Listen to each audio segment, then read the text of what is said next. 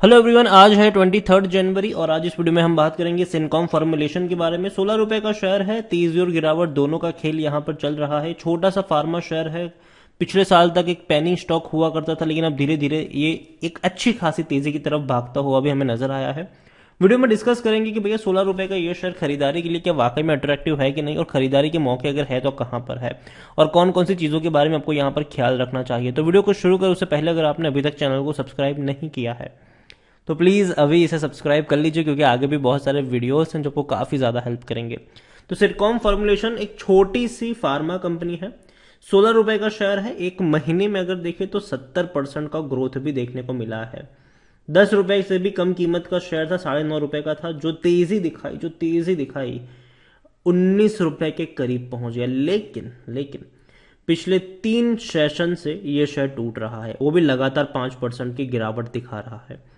और एक साल का अगर हम ग्राफ देखेंगे तो एक चीज पता चलेगी कि जब भी ये करेक्ट हुआ है, एक अच्छी खासी तेजी दोबारा दिखाई है इसने।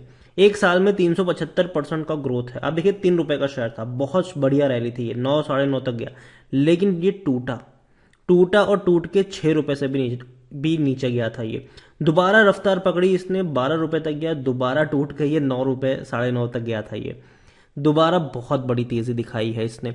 कोरोना की जो थर्ड वेव है उसमें इसने बहुत बड़ी रफ्तार पकड़ी, लेकिन अब धीरे धीरे ये वापस करेक्ट हो रहा है, वापस अभी नीचे जा रहा है। यहां पर देखें तो स्मॉल कैप शेयर है ये, 1360 करोड़ के आसपास का इसका मार्केट कैप है। वॉल्यूम 60 लाख से भी ज्यादा का इसका वॉल्यूम्स है। शेयर होल्डिंग की मैं बात करने जाऊं तो भाई साहब बहुत बड़ा गेम हुआ जरूर है। 44% की होल्डिंग प्रमोटर के पास है, जितनी थी उतनी ही है, ना ही बेचा है ना ही खरीदा है, लेकिन एफआईएल्स एग्जिट कर चुके हैं यहां से। सितंबर क्वार्टर में एफआईएल्स के पास जो 0.58% की होल्डिंग थी, अब वो कुछ भी नहीं है, सब बेचा और भाग गए एफआईएल्स वाले। म्यूचुअल फंड इंश्योरेंस कंपनी ने यहां पर हाथ डाला ही नहीं है, तो उनकी तो बात करेंगे ही नहीं। लेकिन अच्छी बात यह है कि प्रमोटर के पास अच्छी होल्डिंग है, लेकिन एक भी शेयर प्रमोटर का गिरवी नहीं है, ये एक अच्छी बात है इनके लिए। सिनकॉम के बारे में देखें तो ये इनकी वेबसाइट है। एक्सपोर्ट और डोमेस्टिक दोनों में कंपनी काम करती है, और कंपनी देखो फार्मा से जुड़ी हुई है, छोटी छोटी चीजें बनाती है। चाहे हम सर्जिकल की बात करें, फॉर्मुलेशन की बात करें, पैकेजिंग मटेरियल की बात करें, रॉ मटेरियल्स की बात करें, बहुत छोटी छोटी चीजें ये कंपनी बनाती है।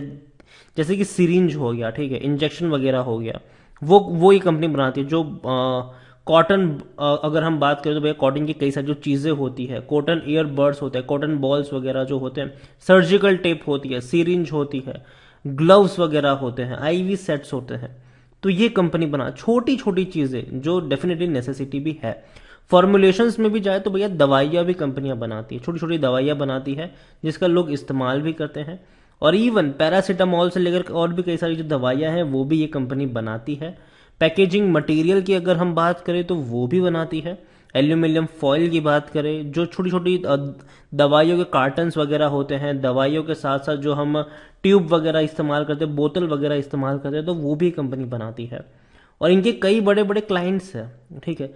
कंपनी छोटी है ये, लेकिन इनके क्लाइंट्स बहुत बड़े हैं। बड़ी बड़ी फार्मा कंपनियां इनसे ये रॉ मटेरियल खरीदती है, और अच्छा बिजनेस है, बुरा तो नहीं है, ऐसा मेरा मानना है।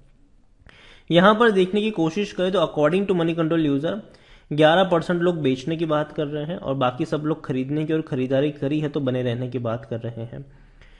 यहां पर इनके रेवेन्यू में बढ़िया उछाल आया है। 2018 से लेकर 2021 में इनके रेवेन्यू बहुत ऊपर गए हैं, और इवन 22 में और ऊपर जाएंगे। रीजन ये है कि ओमिक्रॉन की वजह से, कोरोना की वजह से कहीं ना कहीं इनका जो कंजम्पशन है चीजों का, दवाइयों का, वो बढ़ा है। लोग सेफ्टी के लिए भी भैया दवाइयां घर पे रखना शुरू कर चुके हैं अभी के वक्त में।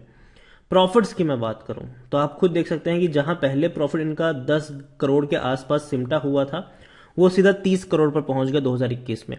और 2022 में मैं ये नहीं कहूंगा कि 30 करोड़ से ऊपर जाएगा, लेकिन ये जरूर है कि एटलीस्ट इसको मेंटेन करने की कोशिश करेगा, या फिर एटलीस्ट तो ये है कि देखो जो 2 क्वार्टर के रिजल्ट्स आए हैं उसमें 11 करोड़ का मुनाफा तो इन्होंने बना लिया है। अब 2 क्वार्टर और बाकी है, तो हालांकि 30 करोड़ तक जाएगा कि नहीं कहना मुश्किल है, लेकिन ये जरूर है कि 22 से लेकर 25 करोड़ के आसपास तो होगा, जो कि अगेन एक अच्छी बात है एक छोटी सी कंपनी के लिए। क्योंकि देखो होता क्या है पता है, जब आप किसी पेनी स्टॉक को चुनते हो, आप कोई पेनी स्टॉक को अगर एनालाइज भी करते हो, तो आप देखोगे कि कई सारे पेनी स्टॉक ऐसे होंगे जिसमें प्रमोटर के पास या तो होल्डिंग ही नहीं है, और है भी तो भैया बहुत सारे शेयर जिनके गिरवी पड़े हुए हैं, या तो भैया प्रॉफिट ही नहीं कमा पा रही है वो कंपनी, और ये इसी वजह से वो पेनी स्टॉक भी बना हुआ था। यहाँ पर सिनकॉम के बारे में मैं बात करूं तो अभी खरीदारी का सही मौका, क्योंकि शेयर ओवरबॉट जोन में नहीं है लेकिन महंगा है अभी ये।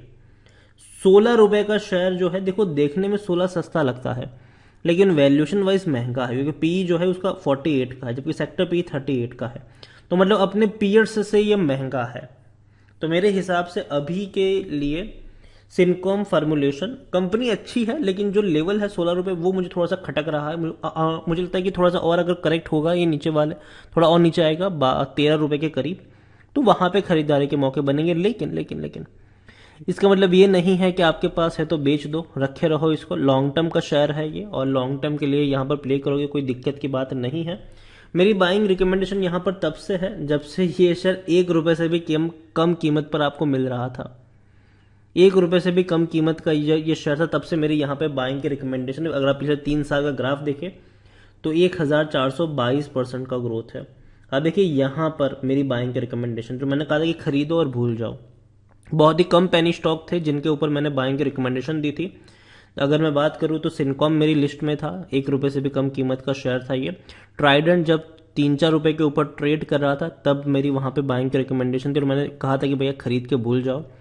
टाटा टेली सर्विस जब वो आपको 3-4 रुपए पर मिल रहा था तब से मेरी वहां पर बाइंग की रिकमेंडेशन रही हुई है, और सभी के सभी शेयर्स ने अच्छा परफॉर्म किया भी है। बहुत ही कम शेयर्स को मैं एनालाइज करता हूँ। सिनको मुझे लगता है कि फंडामेंटली स्ट्रांग मुझे ये नजर आता है, हालांकि अभी थोड़ा सा महंगा है क्योंकि इसका जो वैल्यूएशन है ये अब महंगा हो चुका है, ठीक है। तो खरीदारी के मौके मुझे लगता है कि 13 रुपए के करीब यहाँ पर बनेंगे।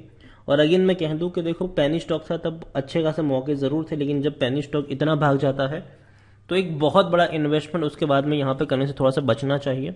छोटा सा निवेश आप कर सकते हैं अगर आपको ये शेयर 13 रुपए के करीब मिल जाता है तो, और खरीदारी करिए नीचे के लेवल से तो डेफिनेटली होल्ड करके चल सकते हो लॉन्ग टर्म के लिए। डरने वाली कोई इतनी बड़ी बात मुझे यहाँ पर लगती नहीं है, और कंपनी धीरे धीरे और अच्छा परफॉर्मेंस अगर दिखाएगी आने वाले दौर में तो हो सकता है कि कंपनी और बड़ी बन जाए। लेकिन हाँ, अगेन मैं कहूंगा ऐसा नहीं है कि आज बाइंग की रिकमेंडेशन है तो कल भी वही रहेगी, मतलब 1-2 साल बाद भी वही रहेगी, ऐसा नहीं हो सकता। क्योंकि मान लीजिए कि अगर देखो पेनी स्टॉक जो छोटी कंपनियां होती है ना, उसमें एक चीज हमेशा ध्यान देने वाली होती है कि जब तक इनके नतीजे अच्छे आ रहे हैं कंपनी का जो चार्ट है, ट्रेंड है, वो पॉजिटिव रहेगा। एक क्वार्टर में अगर इन्होंने लॉस दिखा दिया, समझ लो कि ये टूट गया तब से।